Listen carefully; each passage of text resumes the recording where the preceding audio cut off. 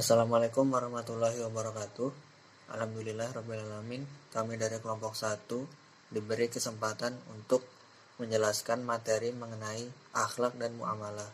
Kelompok ini terdiri dari 4 orang, di mana yang pertama saya sendiri yaitu Abi Radian, kemudian ada Alfianoka, kemudian ada Amanda, dan yang terakhir yaitu Andan Rani. Materi ini secara garis besar terbagi menjadi 3 subbab. Yang pertama yaitu ada pengertian akhlak dan muamalah, yang kedua ada perbedaan akhlak, etika, dan moral, dan yang terakhir yaitu sumber akhlak dan ruang lingkup muamalah. Sebagaimana yang kita ketahui, akhlak dan muamalah sangat lekat dan tidak bisa lepas dari sifat manusia itu sendiri. Secara umum, akhlak berarti perilaku atau tabiat, dan muamalah berarti hubungan antar sesama atau biasa dikenal dengan pergaulan. Seiring dengan perkembangan zaman yang memajukan ilmu pengetahuan, maka harus diiringi dengan konsistensi akhlakul karimah, moral, dan juga hablum minan nas atau hubungan antar manusia yang sesuai dengan ajaran Islam. Karena kedua hal ini merupakan fondasi utama dalam kehidupan bermasyarakat. Selain itu juga mengutip dari perkataan Syekh Muhammad bin Shalih Al-Utsaimin rahimahullah bahwa seorang penuntut ilmu jika tidak menghiasi diri dengan akhlak yang mulia, maka tidak ada faidah dalam menuntut ilmunya, serta bisa membawa pribadi tersebut kepada kesombongan dan akhirnya membawa kepada kehancuran. Maka untuk mengetahui apa sih pengertian akhlak dan muamalah, kemudian apa saja perbedaan di antara akhlak, etika, dan moral, kemudian ada dari mana sumber akhlak tersebut, serta ruang lingkup apa saja dalam muamalah, penjelasan lebih lanjutnya akan dijabarkan oleh rekan-rekan saya selanjutnya.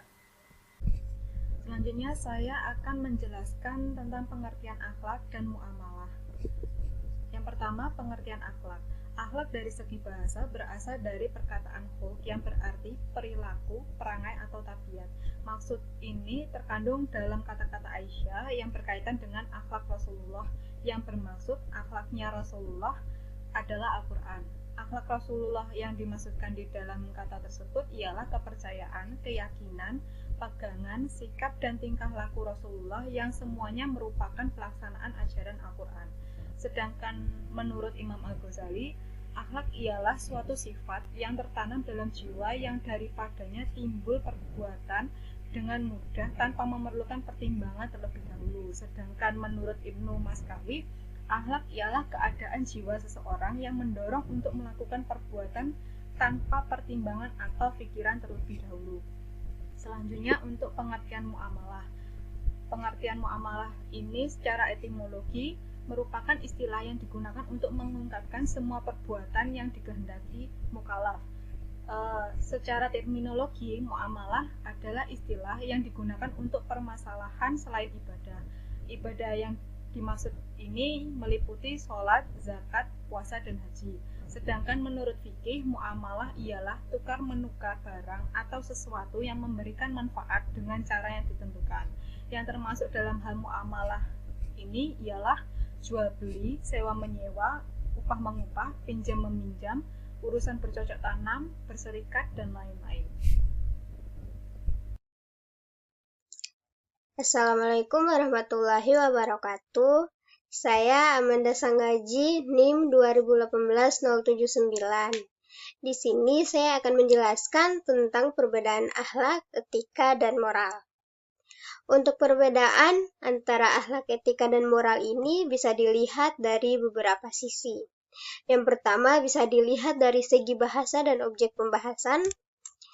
Yang kedua bisa dilihat dari sumber, dan yang ketiga bisa dilihat dari sifat dan kawasan pembahasan. Di sini yang pertama ada segi bahasa dan objek pembahasan.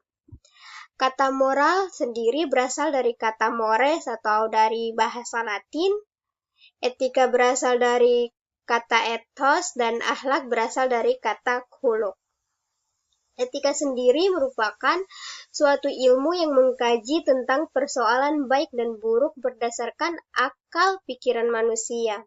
Sedangkan moral dan akhlak merupakan suatu hal yang berkenaan dengan baik dan buruk dengan ukuran tradisi dan budaya yang dimiliki sekelompok atau seseorang. Yang kedua, di sini kita bisa lihat dari sumbernya. Untuk akhlak bersumber dari Al-Quran dan As-Sunnah. Untuk etika berasal dari pikiran atau akal, sedangkan moral bersumber dari norma yang hidup dalam masyarakat.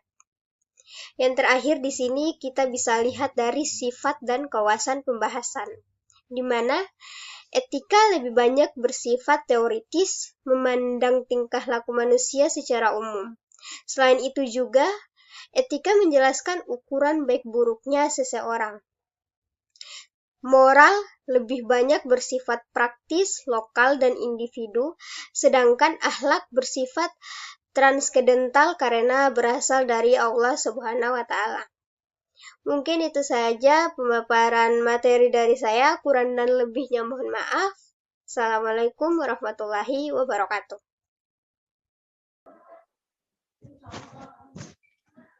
Selanjutnya, sumber akhlak dalam Islam berlandaskan pada Al-Quran Al-Karim dan hadis Rasulullah. Al-Quran merupakan sumber pertama bagi akhlak. Ayat-ayat Al-Quran yang menunjukkan hal demikian banyak sekali. Allah berfirman dalam surat An-Nahl dan Al-A'raf ayat 3. Rasulullah adalah orang yang pertama berakhlak dengan akhlak Al-Quran dan senantiasa berakhlak dengan akhlak Al-Quran. Dalam hadis sahih, Aisyah berkata akhlak Rasulullah adalah Al-Quran. Menurut Al-Hafidz Ibnu Katsir, makna hadis itu adalah bahwa pribadi Rasulullah senantiasa melakukan segala sesuatu yang sesuai Al-Quran dan tidak melakukan sesuatu yang dilarang Al-Quran, sehingga melaksanakan perintah Allah merupakan akhlak dan kepribadian Rasulullah. Yang kedua, hadis Rasulullah. Hadis merupakan sumber dari ajaran syariat. Hadis adalah segala ucapan, perbuatan, dan ketetapan Rasulullah. Hadis merupakan sumber yang kedua bagi akhlak dengan sebuah dalil Al-Quran dalam surat Al-Hajj 7. Rasulullah bersabda, sesungguhnya saya diutus untuk menyempurnakan akhlak yang baik. Selanjutnya, ruang lingkup muamalah. Ruang lingkup fikih muamalah mencakup seluruh kegiatan dan aspek kehidupan manusia seperti sosial, ekonomi, hukum politik, dan sebagainya. Aspek ekonomi sering disebut dalam bahasa Arab dengan istilah quotas, yang artinya adalah suatu cara bagaimana manusia memenuhi kebutuhan hidupnya dengan membuat pilihan di antara berbagai pemakaian atas alat pemuas kebutuhan yang ada, sehingga kebutuhan manusia yang tak terbatas. Ibnu Abidin adalah salah satu seorang yang mendefinisikan muamalah secara luas, sehingga munakahat termasuk salah satu bagian fikih muamalah. Padahal munakahat diatur dalam disiplin ilmu tersendiri, yaitu fikih munakahat. Demikian pula tirta, harta, peninggalan atau warisan juga termasuk bagian fikih muamalah. Padahal tirta sudah dijelaskan dalam disiplin ilmu tersendiri, yaitu fikih muamalah. Menurut Ibnu Abidin, fikih muamalah terbagi menjadi 5 bagian, yaitu muawadal madiyah, hukum kebendaan, 2 munakahat, hukum perkawinan, 3 muhasanat, hukum acara, 4 amanat dan ariyah pinjaman, 5 tirta harta peninggalan. Sekian dari presentasi kami. Semoga ilmu yang tersampaikan dapat bermanfaat. Wassalamualaikum warahmatullahi wabarakatuh.